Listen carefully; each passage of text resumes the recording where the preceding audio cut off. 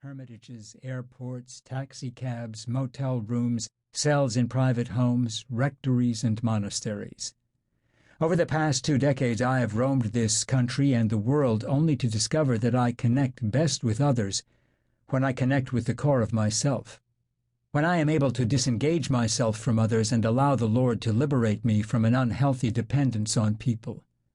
I can exist more for them, listen more attentively, love more unselfishly, speak more compassionately, play more playfully, take myself less seriously, and become more aware that my face is bright with laughter in the midst of a game I thoroughly enjoy. Silence and solitude are precious commodities in my life. My restless self finds peace only when I rest in God. How difficult it is to persuade others of the value of being alone with the Lord. Anne Morrow Lindbergh put it this way in Gift from the Sea. As far as the search for solitude is concerned, we live in a negative atmosphere as invisible, as all-pervasive, and as enervating as high humidity in an August afternoon. The world today does not understand in either man or woman the need to be alone. How inexplicable it seems. Anything else will be accepted as a better excuse. If one sets time aside for a business appointment, a trip to the hairdresser, a social engagement, or a shopping expedition, that time is accepted as inviolable.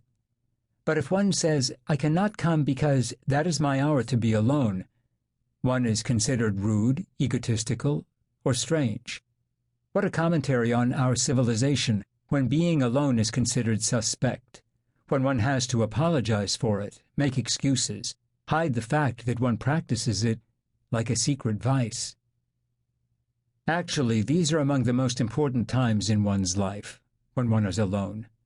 Certain springs are tapped only when we are alone. The artist knows he must be alone to create, the writer to work out his thoughts, the musician to compose, the saint to pray.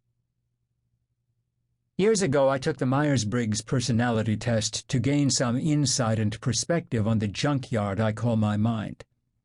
I learned that I am an introvert, intuitive, feeler-perceiver type, and that the most urgent need in my life is time alone.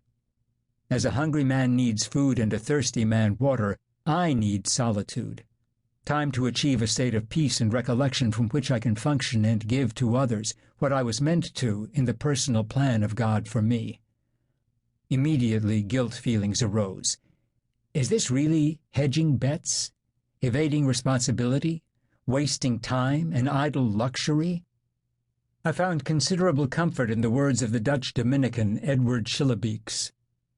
Christianity, however involved it is in our everyday cares and tasks and all our secular activity, has a special sacral place set apart from secular developments and from culture, within which we grow in intimacy with God.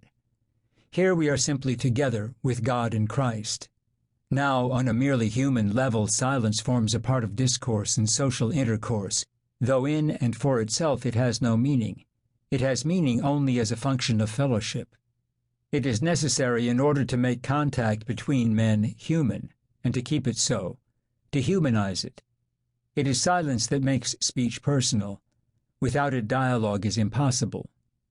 But in a revealed religion, silence with God has a value in itself and for its own sake, just because God is God.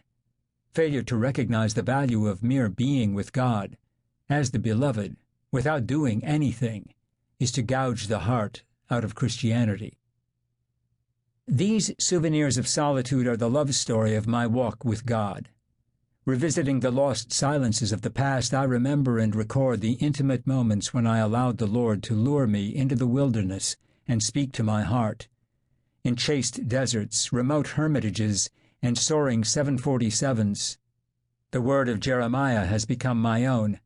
O Yahweh, you seduced me, and I let myself be seduced.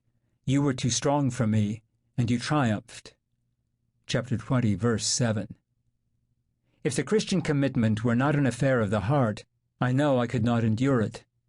The real memorabilia of my life are these souvenirs of solitude, these moments of loving intercourse with the bridegroom to whom I belong. Solitude is not easy.